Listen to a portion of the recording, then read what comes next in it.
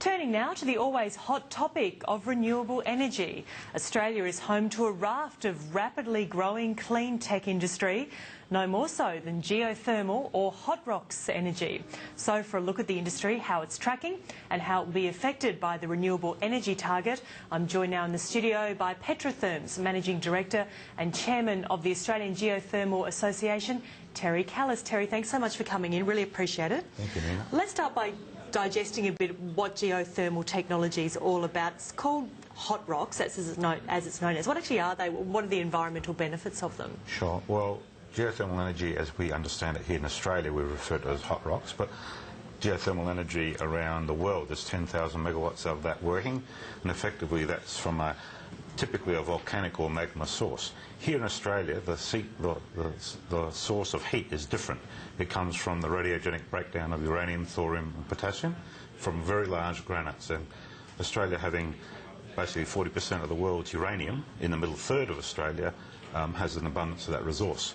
What we're doing here in Australia is looking to engineer a geothermal system that doesn't naturally exist typically, and to extract the heat from those very, very large granites. And the way we do that is we drill a well, typically 4 kilometres down. We fracture rock using standard oil and gas techniques. We follow where those fractures are going using geophones. We then drill a second well, refracture the rocks, join them, put cold water down one end, and we bring up steam up the other end. And after that, it's basically standard power plant and a transmission line to a customer. So is the Australian environment ideal for this kind of technology? Well, it is, and it's, remember that geothermal energy has a spectrum of technology. So at this end we've got district heating, volcanic.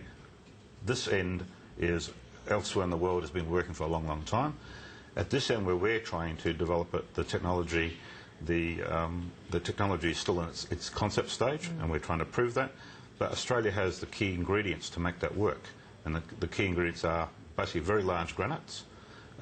The continent is actually, the stresses of the continent are such that when you do fracture the rock, they're likely to fracture horizontally.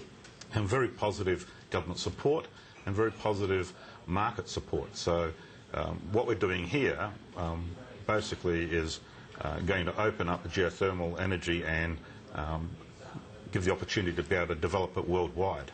Now, I understand that Petratherm wants to establish Australia's first geothermal energy plant by next year, and you've picked a location in South Australia to do that?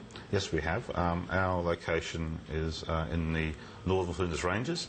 It's 10 kilometres away from a local mine that's ready to take the power from us. We've just completed one of those deep wells I talked about, so we've drilled down to 4 kilometres successfully. In April we're looking to fracture the rock, so create the rock fractures, and then later on in the year to drill the second well, prove the concept, prove the flow, and then from that point put power plant on top. Yeah, interesting word there, prove, because it is an unproven venture at this stage. Does that mean it's particularly risky? Well, there's risks, of course, with sort of activity. It has been proven, the concept has been proven, but it's been proven at a point where flows have been created, but not at this point where we've actually generated power. Let's talk about the Rudd government's renewable energy target. And we heard today that it's going to be enhanced to, quote, provide greater certainty for households, employees and businesses within the renewable energy industry, which of course is yours. Now this target guarantees 20% of Australia's energy by 2020 will come from renewable sources. I'm wondering, what's your reaction to the announcement today? Well, it's hard to be, I suppose the initial reaction is I think it's a move in the right direction. It's hard to be definitive about that until we see some more detail, because the proposal, as I understand it, is to have 2 types of schemes. It's a split scheme.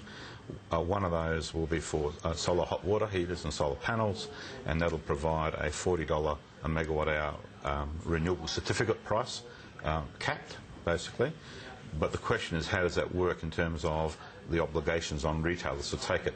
So that, it's not clear at this point, but I think it's a step in the right direction. It's a huge issue, isn't it, for companies such as yours, because there is a lot of uncertainty surrounding these kind of areas, with the ETS completely up in the air as well.